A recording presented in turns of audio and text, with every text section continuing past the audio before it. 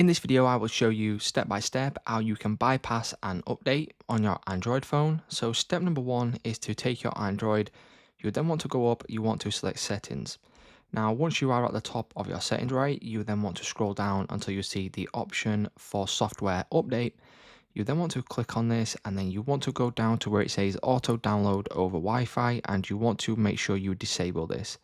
Now, once you disable that, will no longer be able to download this automatically, and that's exactly what we want.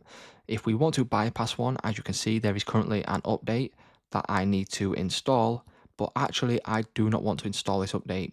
So what I'm going to do is I'm going to wait for the next update, and if you turn off auto update over Wi-Fi, this will no longer update and it will leave you to be able to bypass this to the next update.